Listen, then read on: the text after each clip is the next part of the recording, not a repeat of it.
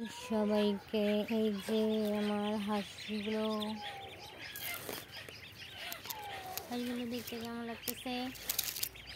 হাঁসগুলোকে একটু পর গোসল করাবো। এই যে মুরগিগুলির অবস্থা দেখুন, মুরগিগুলি কি শুরু করছে। এখন মুরগিগুলোকে এখন তাড়ায় দিতে হইব। ওরা অনেক বিরক্ত করতেছে। এখানে মাটি খুঁড়ে মাটিগুলোকে সব আমার সুন্দর করে পরিপাটি করতে হবে।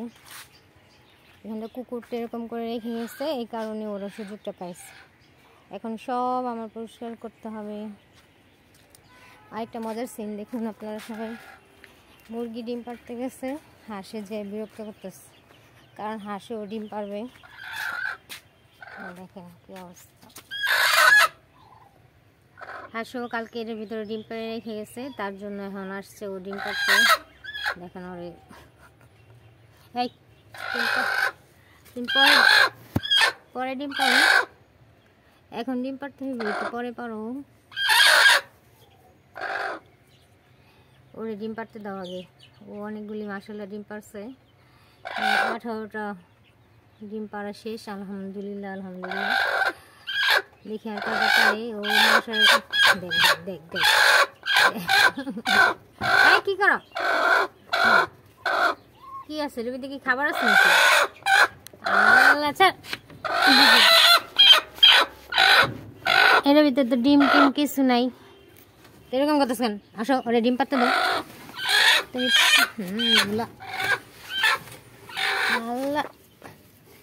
যাও, ওরে বিরক্ত করো না। চুপ করো। পরে তুমি ডিম পাড়তে আসো পরে, নাহলে এই যে এই খোয়ারে পারো গিয়া। যাও, প্রথম দিন তো এই খোয়ারে পারছো, আজকে আবার ওইদিকে যাও কেন? যাও।